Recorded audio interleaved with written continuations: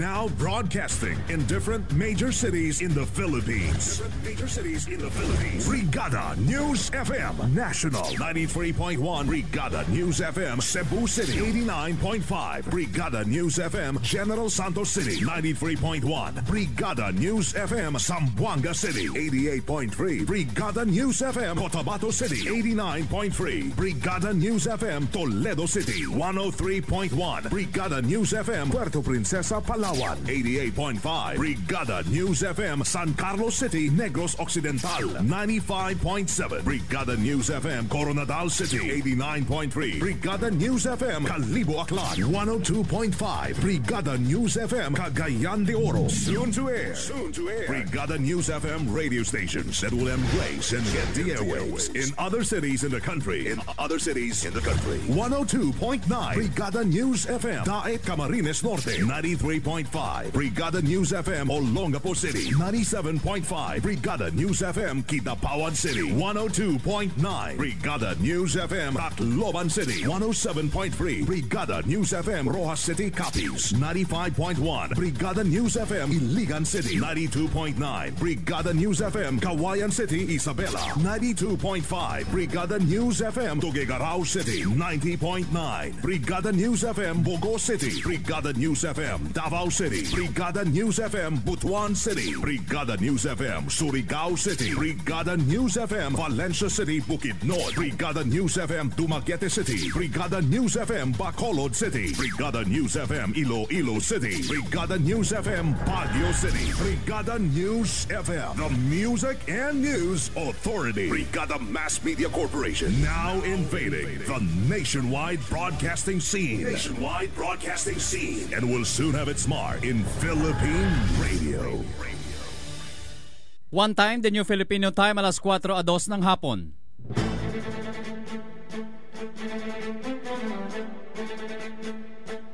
Brigada Balita Nationwide sa hapon. Siksik sa mga bagong balita. Brigada Balita Nationwide. Brigada Balita Nationwide. Brigada News Headlines. Brigada Balita Nationwide. Bureau of Internal Revenue handa magsampa ng tax evasion case laban kay PNP Chief Director General Alan Purisima. Brigada Balita Nationwide. Residenteng naapektuhan ng mayon, lalo pang nadagdagan. Brigada Balita Nationwide. Supreme Court all set na sa pagsisimula ng bar exam bukas araw ng Linggo. Brigada Balita Nationwide. At mga Pinoy na patungong Hong Kong, pinayuhan ng palasyo na maging vigilante. Siksik sa mga bagong balita. Brigada Balita Nationwide. Siksik sa mga bagong balita. Brigada Balita Nationwide. Magandang hapon, Pilipinas. Mga kabrigada, hatid sa inyo ng Brigada News FM Philippines, ang Brigada Balita Nationwide. Brigada Balita Nationwide sa hapon. Mula rito sa Brigada News FM Headquarters, kami ang inyong mga tagahatid balita. Brigada Luna Agimat at Brigada Joffrey Bong Kagape. Araw ngayon ng Sabado, Oktubre 4, 2014. 81 days before Christmas. Happy Teacher's Day sa lahat ng mga guro ngayong araw. At dumako na tayo mga kabrigada sa detalye ng ating mga balita. Siksik sa mga bagong balita. Brigada Balita Nationwide. Brigada National. Ang bahaging ito ay hatid sa inyo ng Power Cells Herbal Capsule. Tuldukan ang sakit. Sir Chief PNP Controversy. Sir Chief PNP Controversy Update. Brigada Balita Nationwide. Inaantay na lamang ng Bureau of Internal Revenue o BIR ang resulta ng investigasyon laban kay PNP Chief Director General Alan Purisima bago ito sampa ng kasong tax evasion sa Department of Justice. Sa panayam kay BIR Commissioner Kim Hinares, sinabi nito na patuloy ang kanilang ginagawang monitoring sa investigasyon laban kay Purisima. Nilinaw ni Hinares na kapareho lamang ang mga ebidensyang titingnan ng ahensya kung magkatugma sa kanilang ill-gotten wealth nitong si Purisima ang kanyang statement of assets, liabilities and net worth. Sa ngayon ay tuloy pang pagsiyasat ng BIR sa mga dokumentong na isumite ng PNP chief lalo na sa kanyang SALN at income tax return mula nang siya ay naupo bilang pinuno ng pambansang pulisya, lalo na ang sinasabing donasyon na natanggap nito. Brigada Balita Nationwide. Issue sa pangalawang Pangulo. Issue sa pangalawang Pangulo. Update. Nakatakda umanong mag-issue sa susunod na linggo ng show cause order ang Senate Blue Ribbon Subcommittee para pagpaliwanagin si Makati City Mayor Junjun Binay dahil sa pagtuloy na pamamatigas nito na humarap sa isinasagawang investigasyon ng Senado kaugnay sa sinasabing mga maanumalyang proyekto sa lungsod. Sa panayam ng Brigada News FM kay Senator Antonio Trillanes IV, iginiit nito na hindi maaaring basta na lamang isnabi ni Binay ang imbitasyon ng Senado ng walang kaukulang paliwanag. Una nang kinuwestiyon ng alkalde ang jurisdiksyon ng subcommittee para magsagawa ng pagsisiyasat. Sinabi naman ni Senate President Franklin Drilon, tiniyak nito nga tatanggapin ng mga senador kung mayroong proper explanation ang alkalde at iba pang city officials sa hindi pagsipot sa investigasyon. Pero nagbabala rin ito na nakahanda umano ang Senado na pilitin ang mga ito na humarap sa pagdinig kung patuloy silang magmamatigas. Siksik sa mga bagong balita. Brigada Balita Nationwide. Brigada Balita Nationwide. Sa iba pa mga balita, inaasahan na sa loob ng isang linggo ay sasabog na ang Volcang Mayon sa Legazpi sa lalawigan ng Albay. Sa panayam ng Brigada News FM, sinabi ni Philippine Institute of Volcanology and Seismology of PHIVOLCS Director Renato Solidom na nakitaan na rin ang sinyalis sa ang bulkan at patuloy umano ang pamamaga nito. Ito ay dahil naman sa mga naipong magma na posibleng ilabas nito upang sumabog. Sa hiwalay naman na panayam ng Brigada News FM kay Albay Governor Joey Salceda, sapat na paghahanda ng lokal ang pamalaan lalo na ang mga relief goods sa tulong na rin ng national government. Siksik sa mga bagong balita. Brigada Balita Nationwide. Mount Mayon, ang pagbabantay. Update. Mount Mayon, ang pagbabantay. Update. Sa kaugnay na balita, umaabot na sa kabuang 12,303 na mga pamilya o katumbas ng nasa 55,000 na katao ang nailikas ng lokal na pamahalaan na naapektuhan ng nag-aalborotong Bulkang Mayon sa Legazpi City sa lalawigan ng Albay. Sa panayam ng Brigada News FM kay Albay Governor Joey Salceda, sinabi nito na lalo pang tumaas ang bilang ng mga naapektuhan ng bulkan dahil sa lalo pang pinalawak ang sakop ng nasa 6-kilometer danger zone na ngayon ay umabot na hanggang 8-kilometer danger zone. Ayon kay Salceda, sakaling sumabog man ang bulkan sa loob ng isang linggo ay wala nang dapat pang ikabahala ang lokal na pamahalaan. Ito ay dahil sapat naman umano ang relief goods para sa mga apektadong residente sa tulong na rin ng national government. Brigada Balita Nationwide. Sa iba pa mga balita, tiniyak kayo ng Supreme Court na nakahanda na ang lahat para sa pagsisimula ng bar examination bukas sa University of Santo Tomas o UST sa lungsod ng Maynila. Ayon kay Bar Confidant Maria Cristina Layosa, may gagamiting barcodes upang magkaroon ng integridad ang resulta ng eksaminasyon. Maliban sa Philippine National Police, magiging katuwang din ng Korte Suprema sa pagtitiyak ng seguridad sa panahon ng bar exams ay ang AFP, ang NBI kasama na ang Philippine Coast Guard. Brigada Balita Nationwide. Sa iba pang balita, nararapat lamang umanong kilalanin ang pagiging bayani ng mga guro sa buong bansa na siyang nagbibigay kaalaman para sa mga kabataan o mga mag-aaral. Ayon kay Department of Education Secretary Armin Luistro, nagsisilbing bayani ang mga guro sa buong bansa, lalo na't kahit mababa lamang ang kanilang mga sahod ay nagsusumika pa rin upang mabigyan ng magandang kinabukasan ang kanilang mga mag-aaral. Binigyan din ni Luistro na buhay na mga bayani ang mga guro ng kanilang mga estudyante na nagsilbing inspirasyon sa kanilang trabaho.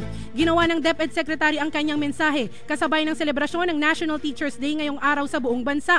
Ikinatuwa naman ng ahensya ang malaking pondo na inilaan ng pamahalaan para sa taong 2015 kung saan kabilang sa kanilang paglalaanan ng pondo ay ang pagtatayo ng nasa 31,000 na mga bagong silid-aralan. Siksik sa mga bagong balita. Brigada Balita Nationwide. Sa karagdagang balita, muling nagpaalala ngayon ang lokal ang pamahalaan sa lungsod ng Maynila na magiging mahigpit ay papatupad na patakaran kasalukuyan para sa itinakdang bar examination sa University of Santo Tomas. Ito'y sa bisa naman ng Executive Order number 65 na siyang inisyo ni Manila Mayor Joseph R. Estrada kaugnay sa daraos na bar examination ngayong Oktubre na magsisimula bukas po yan kabrigada, pizza 5, 12, 19 at 26. Sa ilalim ng kautusan, ipinagbabawal ang pagbibinta ng mga nakakalasing na inumin sa loob ng 200-meter radius sa paligid ng UST mula sa nakakalasing na inumin na nasa 200-meter radius at alas 4 ng madaling araw ay magsisimula po yan hanggang alas 8 ng gabi 4 na araw ng linggo ng buwang kasalukuyan. Magigpit naman sa daloy ng trapiko sa mga kalsada sa paligid mismo ng UST na siyang pagdarausan ng bar exams. Sa loob ng 4 na araw ng linggo, ang Dapitan Street mula sa kanto ng Lacson hanggang sa Pinubal ay sasara mula alas 10:30 ng umaga hanggang alauna ng hapon. Ang Espanya Boulevard naman at maging ang Lacson Street ay bukas naman sa daloy ng trapiko sa lahat ng oras. Brigada Balita Nationwide. Samantala, pinangalanan ng isang opisyal ang militar ang nasa 5 grupo sa Mindanao na sumusuporta sa Islamic State of Iraq and Syria o ISIS. Ayon kay Armed Forces of the Philippines Strategic Studies and Strategy Management Chief Brigadier General Joselito Kakilala, mas pinagting nila ang pagbabantay sa mga grupo upang maaresto at tuluyang mapuksa ang mga ito. Nabatid na una na sa listahan ng AFP ay ang Abu Sayyaf Group na naghahangad magkaroon ng Independent Islamic State sa pamamagitan ng pagsulong ng radical ideology at bayolenteng pamamaraan. Ang ASG ay kilalang namumugot ng ulo ng kanilang biktima kapag walang ransom na naipadala kapalit ng kalayaan ng kanilang biktima. Pumapangalawa sa listahan ang Raha Sulaiman Movement o RSM na nagsusulong ng reconversion ng buong bansa para maging isang Islam. Nakilala ang RSM nang magsagawa ng matinding pagpapasabog noong 2004 sa isang ferry at noong 2005 Valentine's Day. Brigada Balita Nationwide. Siksik sa mga bagong balita. Brigada Balita Nationwide. Ito muna mga kabrigada. Marami kasing hindi mapakali Brigadang Luna. Mga kabrigada, ilang araw ka na bang parang tuliro na hindi ka mapakalinga, di ba? Ay, oo, meron ganyan, meron ganyan. Oo. At laging nag-iisip siyempre ng performance na hindi maiisang tabi. Tipong hindi mo naman kailangan na mga labit pa, di ba? Meron Oo, yun siguro ang problema ng isang taong yun. Ayun, dahil humihiga pa lamang ay ready na siya, handa na siya. Subukan kabrigada uminom ng Drive Max Dietary Supplement Capsule para sa magdamag, siyempre walang pahinga. Dahil dyan ay taglay nito ang tungkat ali, ang ginseng at ang ginkgo biloba na siyang tiyak. Titig mo pa lamang, alam na Brigadang Luna. Alam na niya yan. So kaya saan ka pa kabrigada para sa performance at tatagal, mag-Drive Max. Drive Max Herbal Dietary Supplement Capsule. Available po yan sa lahat ng mga leading drugstores nationwide. Tayo po mga kabrigada ay sabayang napapakinggan ngayon nationwide mula dyan sa Brigada News FM sa Cebu, Brigada News FM sa General Santos, Brigada News FM sa Zamboanga City, Brigada News FM sa Coronadal City, Brigada News FM sa May Toledo City, Cebu, Brigada News FM sa Cotabato City. At sa Brigada News FM Puerto Princesa, Palawan, Brigada News FM San Carlos City, Negros Occidental, Brigada News FM Cagayan de Oro City, Brigada News FM Calibo Aklan, at sa Brigada News FM sa Daet, Camarines Norte. Balita Nationwide.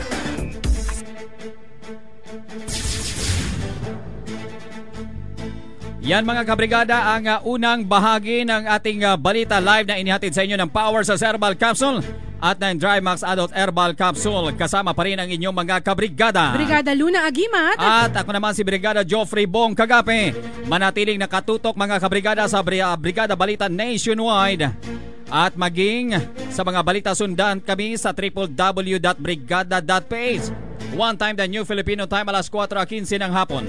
That time check was brought to you by Drive Max Adult Herbal Capsule. Tatagal ka ba? Kailangan mong kumayod ng kumayod ng kumayod. Kaya naman, palagi kang pagod. Pagod. Pagod.